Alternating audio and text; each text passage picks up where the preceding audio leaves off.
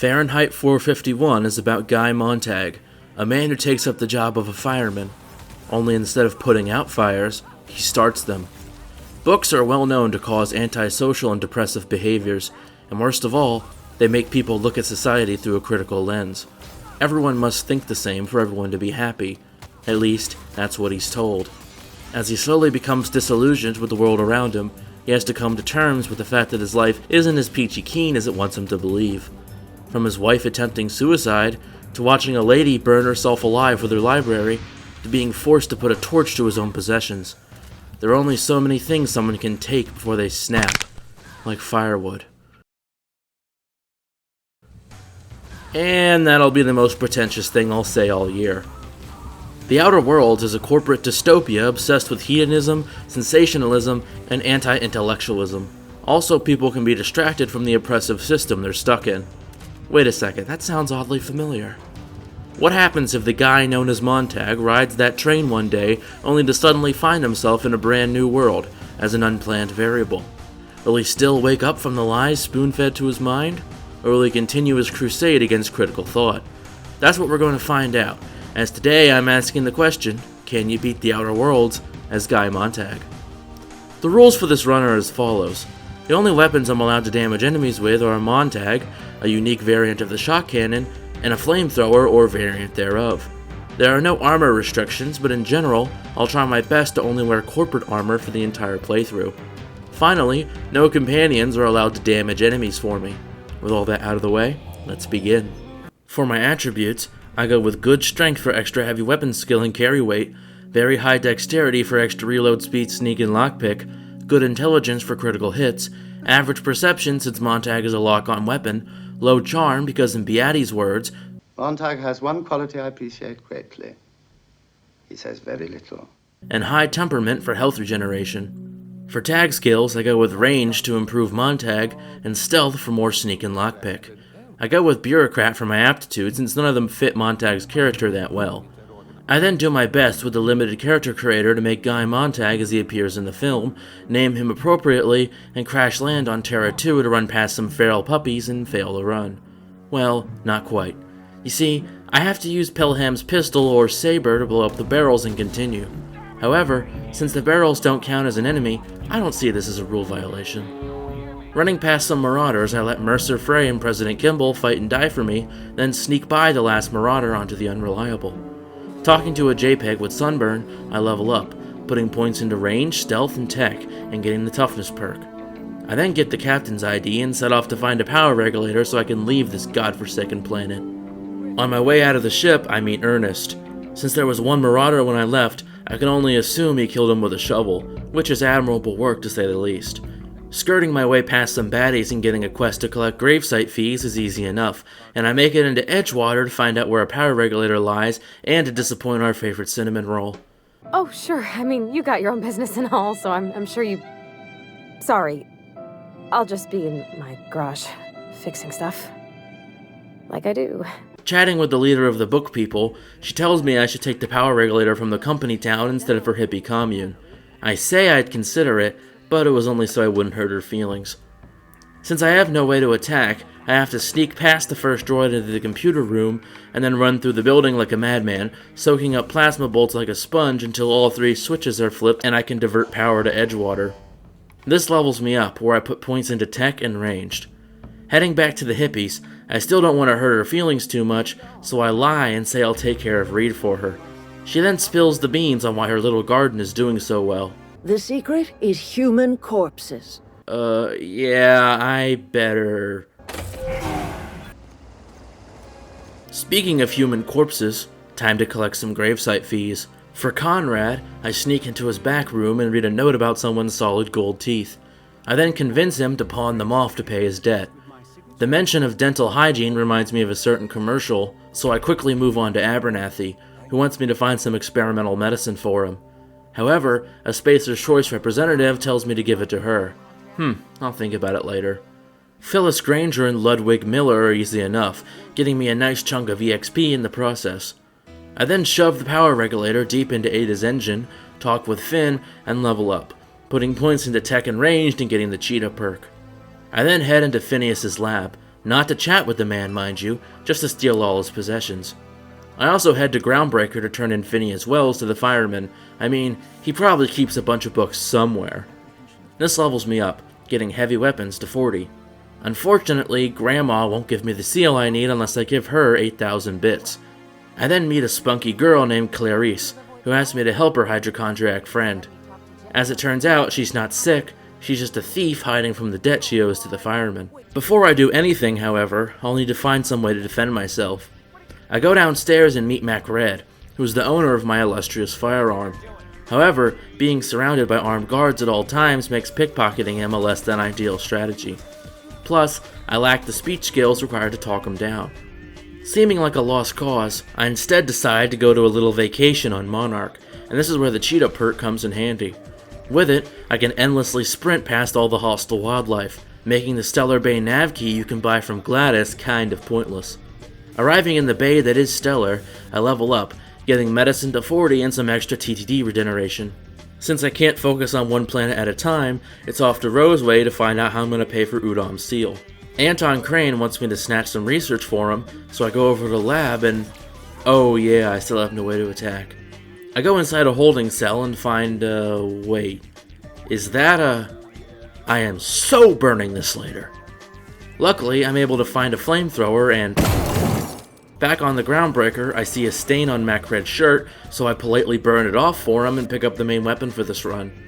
Me? No, it's Montag, a unique version of the shock cannon with better damage, fire rate, and durability. It also has a plasma mod built in. I make sure to pick up the bounty money from Sunita before heading to Sicilla to test out my new toy.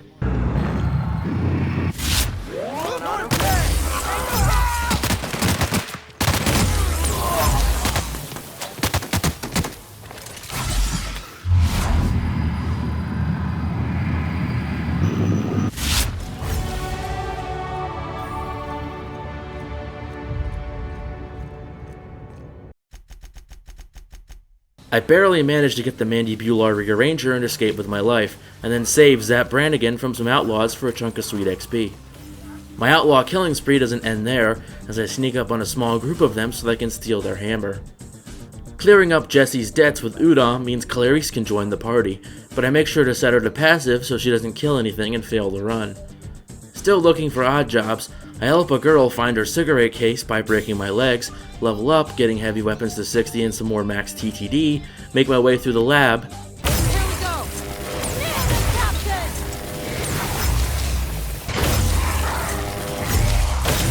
That's the last of them.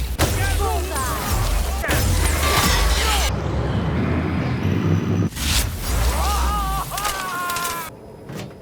They're in my sight! Damn, it was something bigger!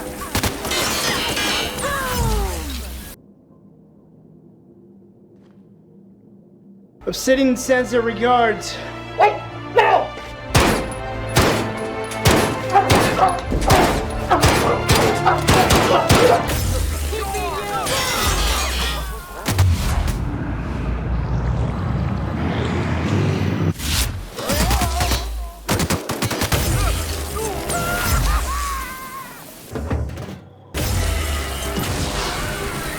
That's the last of them.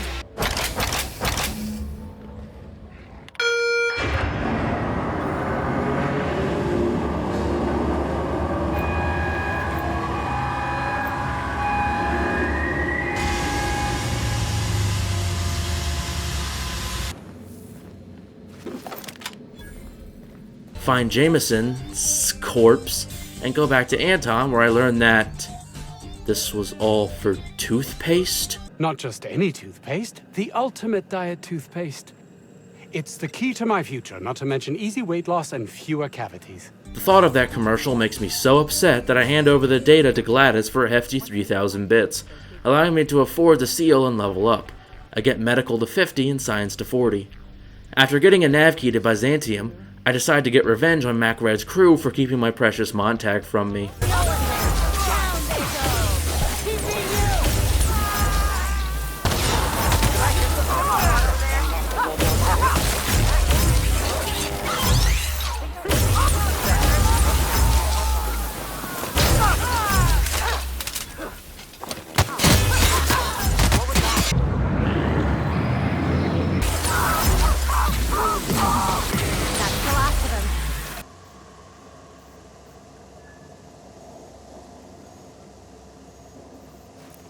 I've only had Petey. him for a day and a half.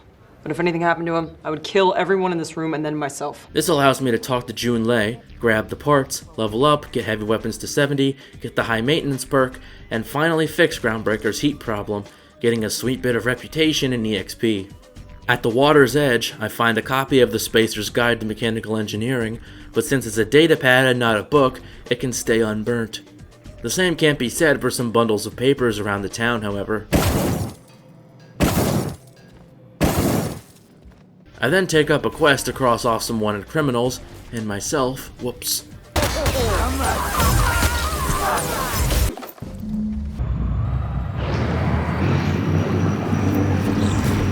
Practice my tap dancing skills.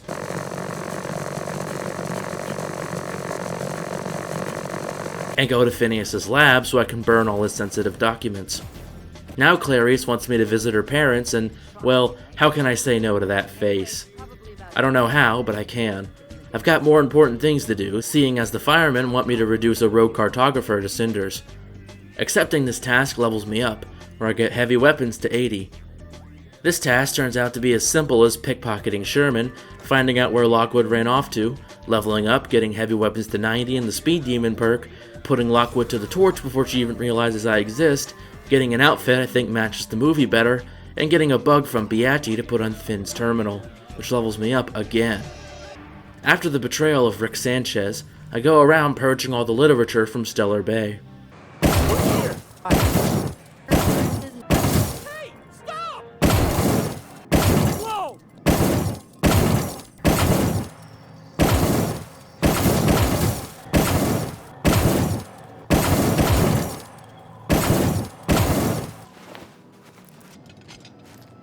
I also do the tossball poster quest for Grimm because...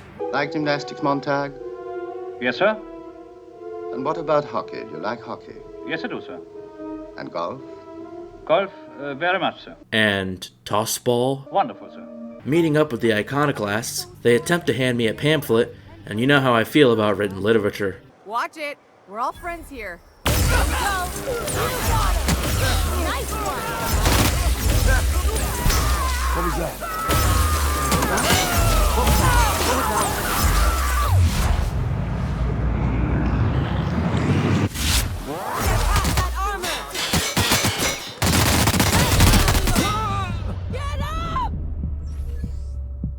Okay, maybe we can deal with them later. For now, I lie to Agnes about her son being dead and find Mr. Pickett's digested remains for a nice bit of EXP. Thanks to this EXP, speaking to Beati about my mission to shut down the illegal broadcast on Monarch is all I need to level up, getting engineering to 60 and the first responder perk for Clarice. In Stellar Bay, I get Noikia to tell me where to go but don't bring her with me, level up, get medicine to 60, and get the Reaper perk. I then make a pit stop at Fallbrook to, once again, incinerate all the tomes of knowledge. Watch it.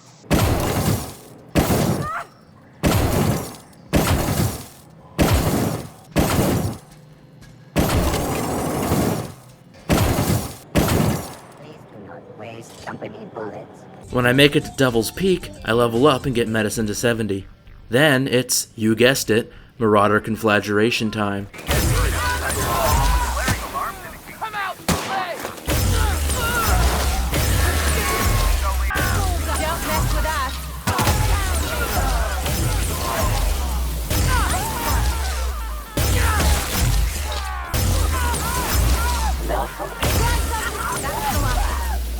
Remember when I said we can deal with them later in reference to the iconoclasts? Well, now is that later. I simply run up to Graham Cracker, dip him in superheated milk, and run out before I get filled with too many holes. And somehow stay neutral to the faction despite murdering one of their leaders in cold blood. One Bolt 52, and I swear it was an accident. Later, I get sent by Sandar to find evidence of secret corporate activity. The room with all the traps isn't too bad, as I can mostly just skip through them. The facility with the Marauders is also a simple affair.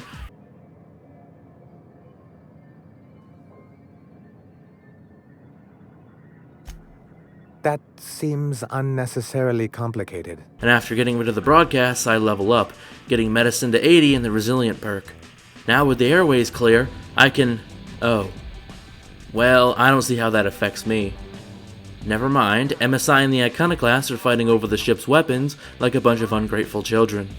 Needless to say, I snatch the weapons system, hand it to Sanjar, and take the fight to the Iconoclasts.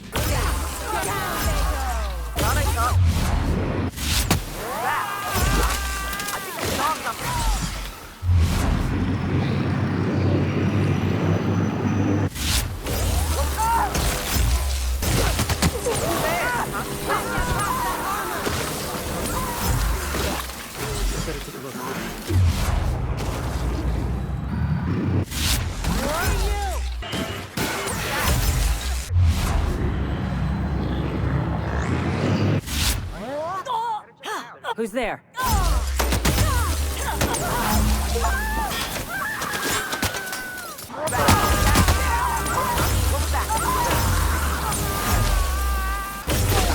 True professionals.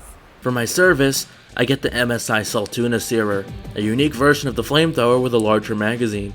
I also sway Hiram to the Friarman's side and upgrade Montag in the form of tinkering, but it's getting a bit too expensive to be practical now. Beatty shows me their master plan. Unfortunately, we've recently discovered that our food supply will not be able to sustain Halcyon's population in the long term. Everyone will die. Everyone will slowly stop living from malnutrition. But we're doing it together, and that's what matters. I fucking swear, if someone doesn't give me something to read that will placate the masses soon, all of you will find yourselves violently unemployed. We will freeze most of the colony to preserve resources, while the best and brightest of Byzantium continue living in prosperity. Look, you idiots! How many times do I have to tell you we can't say shit like that? Fire whoever wrote this! Individuals will be revived on a rotating basis, so that every Halcyonite can be part of the important work of saving our colony. By testing paperweights. Sorry, couldn't resist. Let's go again. And asked me to genocide the entire town of Edgewater. Edgewater needs to go. I want you to wipe the town out. What do you think, Clarice? I get that you board types are all about efficiency, but isn't this a bit much? Yeah, you're right.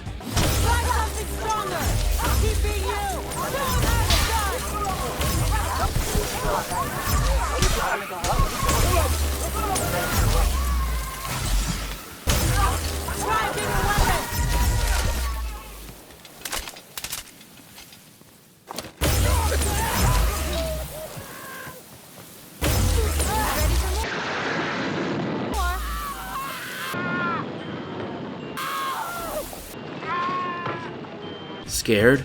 You damn well should be. I guess that leaves Phineas to help me fix up the colony, and the first step is meeting with a contact called Carmen Imagawa. But first, I feel a bit hungry, so I decide to help myself to some bacon. However, the board's sour reputation with me might make that a bit difficult. So instead, I just pickpocket the details from her, leveling me up. I get medicine to 100, giving me a 20% damage bonus to humans, and get the few bits more perk to get 100 energy cells from every vendor. I also get Clarice the CPR perk to save me when my health gets low. Oh, and I witness a man vanish from existence. After starring in a movie, my reputation with the board is increased, which somehow makes me neutral to them despite murdering one of their leaders in cold blood. I'm detecting a pattern here. Well, that you are neutral to this faction turns out to be worth nothing at the moment, as the board still want to slaughter me on sight. Speaking to Clark, zapping some guards, and sending a message to Earth is easy enough, and I level up, getting engineering to 70. You know what would be a great change of pace after all that murder? Meeting Clarice's parents. As it turns out, she's been gone so long that everyone assumes she died, and her parents have been collecting on her life insurance, and now it's up to me to get that money back. Going back to more pressing matters, I don't even bother with evading security and just blast my way to the elevator. In the lab itself, the holographic shroud carries me through until the end, except for one corporate commander I give an early cremation. Taking the Gatorade, I hold off on reporting to Finn for now, as I want to make up my misdeeds to the book people. I find one edition of the engineering guide in the power plant, and find another edition plus some experimental medicine in the community center. Handing the guides over to Thomas, I get Stefan to give me something to lure Zoe back to camp, do just that, and give Romero the good news. Unfortunately, I lacked the speech skills to talk Reed down, so I reluctantly send the book people back to Edgewater with the exception of Adelaide. I also hand over the medicine to Blaine. I might as well do one more odd job while I'm here, so I talk to the vicar who wants me to recover a banned book. Bastard snuck up on me while I was dutifully hunting for a banned book in a collector's library. Banned book, banned book, banned book, banned book, banned book, banned book. What? No! I don't want to burn it! I may have forsaken my life of book burning, but that phrase still struck a nerve with me. Nevertheless, I retrieve said book and hand it back to the vicar, and... What the fuck is this? Is this French? I can't fucking read French! Again, that's not my problem. What is my problem is getting Clarice's insurance money. Finding out where to go levels me up, getting Sneak to 50, Lockpick to 40, and the Concentrated Fire perk. Since I broke into their office earlier, changing where the insurance money goes is like taking candy from a baby.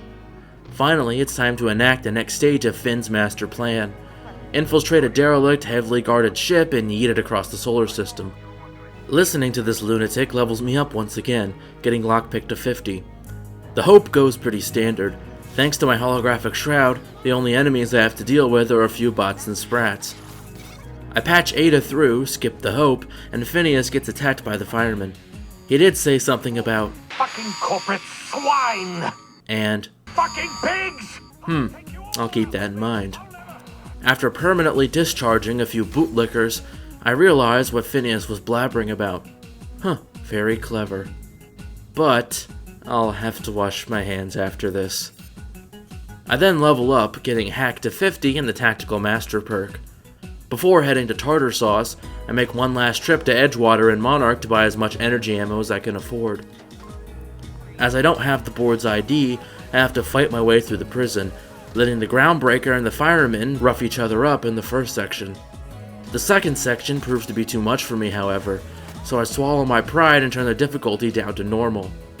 The rest of the prison isn't too bad, as MSI provide me with extensive support. After a pleasant chat with Rockwell, fuck off. I fight against Ram, the mechanical warden. It was honestly a lot simpler than I expected.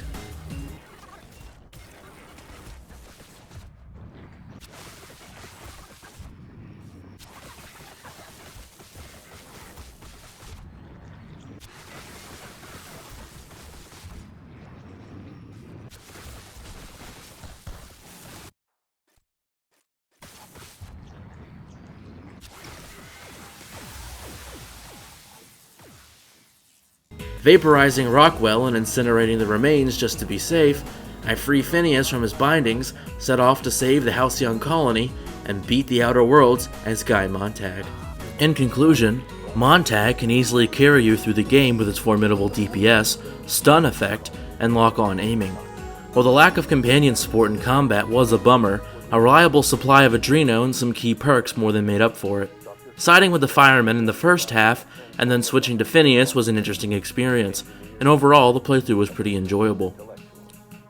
If you enjoyed this video, consider showing your support by liking, subscribing, becoming a patron, or leaving a comment. If you didn't enjoy this video, dislike it and leave constructive criticism so I can improve. Suggestions for new videos will be featured at the end, and I might make a new video based on your idea. Although, runs suggested by patrons are guaranteed to become an official video. This is Causal Loop, signing off. Peace.